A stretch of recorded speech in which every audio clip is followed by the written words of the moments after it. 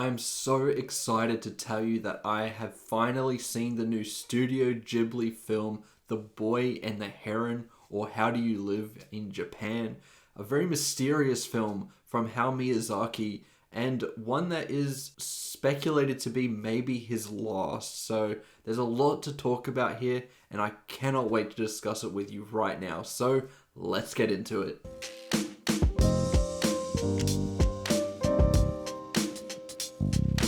This film, in the lead up to its release, has been shrouded in mystery. For the longest time, Studio Ghibli were kind of against putting out a trailer for this film. We had little to no information about it. We knew that it was obviously a Studio Ghibli film. Hayao Miyazaki was making a return for the first time since he made The Wind Rises about 10 years ago, and that this may be his last film. Then you started to hear murmuring about it, and then it premiered at TIFF, and we got a little bit more information. We got the trailer and everything like that, and I was really excited for this. But to be brutally honest with you, I am not really a fan of Studio Ghibli. Believe me, I have tried my hardest. I want to love their films so bad and to see what everyone else sees in these films, but I just have not been convinced yet. And I've seen some of the ones that people consider to be the best, especially from Miyazaki. I have seen Spirited Away. I have seen Howl's Moving Castle. I've seen Princess Mononoke. I've seen My Neighbor Totoro. And even though he didn't make it, I did see Grave of the Fireflies. And while some of them I did like, I never came away loving them. I came away appreciating them and what they're trying to do. And I do understand why they're loved by so many people. But I myself have not been convinced to become a massive fan. And I was really, really hoping that this film would finally turn things around and make me feel passionate about a Studio Ghibli film for once. And I have to tip my hat because I think Miyazaki might have done it. The Boy and the Heron, out of the Studio Ghibli films that I've seen, might be my favorite, and I know that might not be the most agreeable take, but it really worked for me. This film was moving, it was special, unique, and it just felt so fresh, especially in the animated genre. You have Spider-Verse come out this year, which is just such a breath of fresh air and has such a unique style of filmmaking that really is pushing the boundaries of animation. This film really embraces what Studio Ghibli is and its identity and really just pushes it forward. Hayao Miyazaki is not pulling any punches here. If this is going to be his final film, he's really leaving nothing on the table here. And I really appreciated the bold aspect of this style of filmmaking and just how beautiful the whole thing was. This film is breathtaking. That has to be the most noticeable and easy thing to talk about with you guys. This thing is just stunning. It always has been.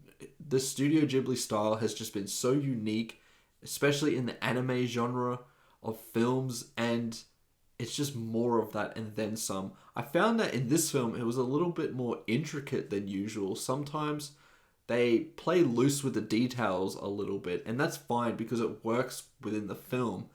This one is a little bit more detailed. It still is 100% a Ghibli film. There's no denying that. But there were some slight differences that I actually really appreciated, no matter how subtle they were. And the film just gets more grand with its ideas and its animation as it progresses. And I really was lost for words as to how this film manages to pull off such a great artistic vision in terms of its visual spectacle. The third act is stunning, truly stunning, and I really just cannot wait to see this again, just to watch those scenes again. This film appeared in a lot of IMAX theaters, and after seeing those final scenes of this movie, I can see why. It really is made for a big screen, and that's not something that you see too often with an animated film. But let's get into the story itself, because that's the thing that is shrouded in mystery. I'm obviously not going to spoil this film for you.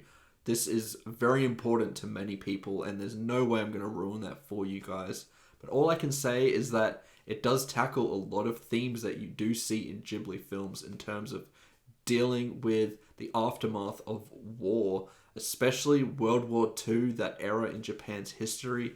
Miyazaki and Studio Ghibli in general have tackled that quite a lot, and you do see a little bit more of that here. It is a different take on it, so it does feel very unique. And we're dealing with themes of death, and that can sound very morbid, but Miyazaki really puts it into a format that really works.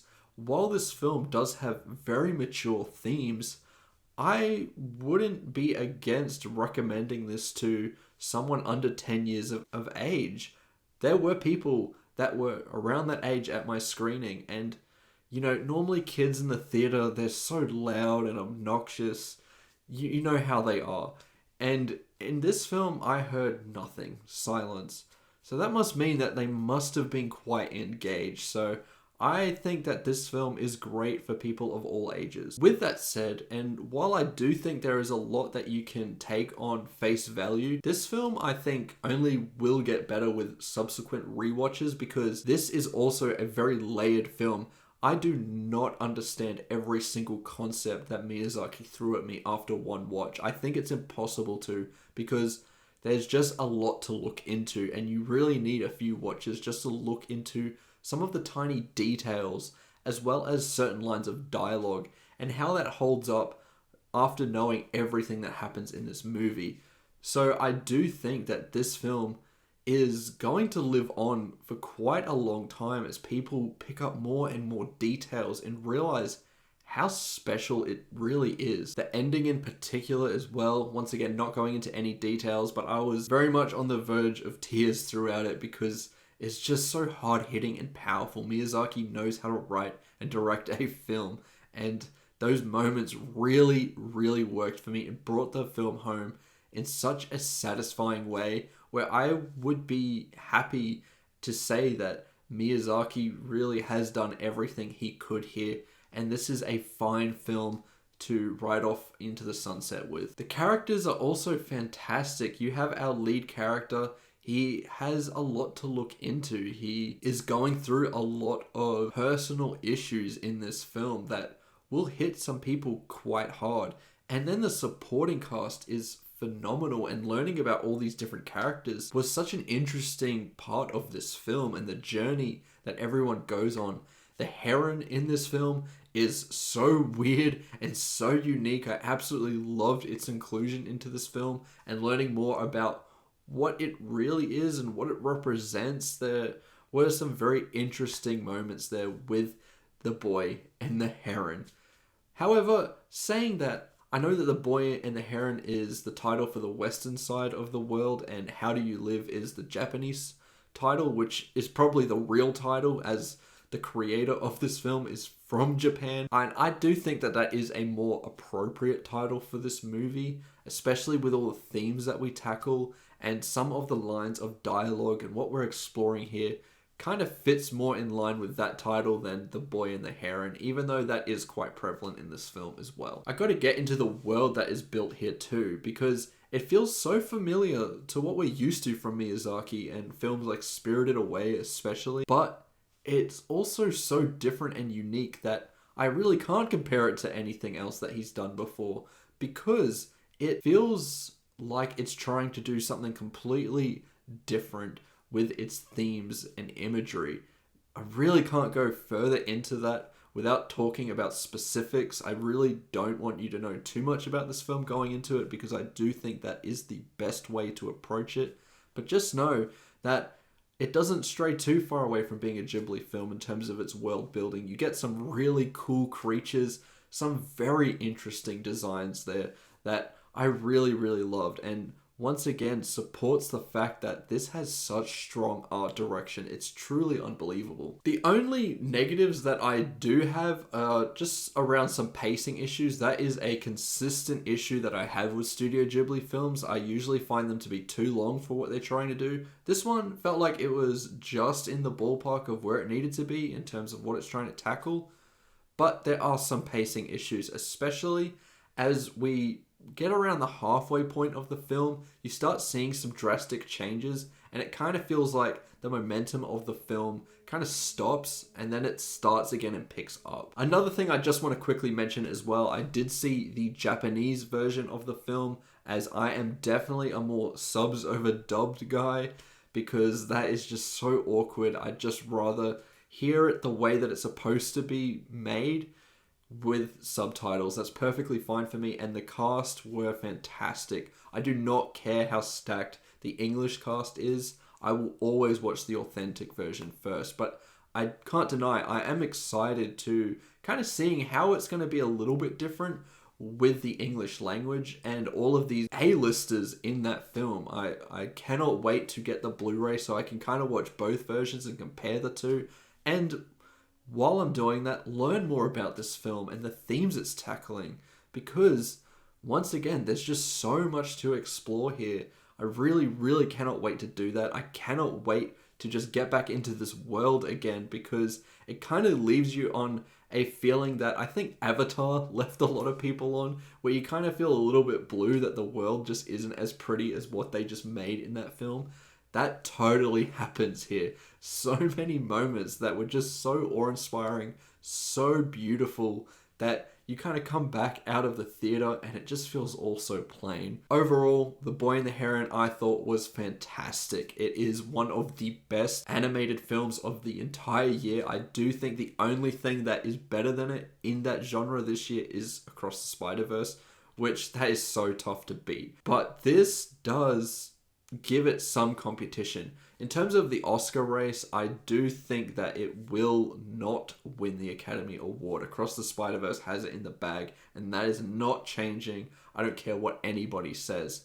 That does not mean that this film is not excellent, because it truly is. It just doesn't quite have enough to overtake Spider-Verse, which is fine. I also think that this is my favorite international film of the year, and honestly, Japan should have submitted this film. Forget the fact that it was an animated film. This is Miyazaki's last and final film. Try and get it as many Oscars as you can, because I think it could have been nominated in that category if it was put forward. Because wow, what a film. It's just hard not to be moved by this movie. One last thing as well, there is an original song that plays during the end credits. Definitely stay for that. I thought that it was kind of a banger, and I cannot wait to listen to it again. Overall, as a score, I'm going to give The Boy and the Heron a 4.5 out of 5. I'm truly surprised at how much I love this film. And as I've said repeatedly, I cannot wait to watch it again. I'm so excited. This is honestly the most passion that I have felt for a Studio Ghibli film by a mile. I adore this movie. It is definitely my favorite in that brand of films.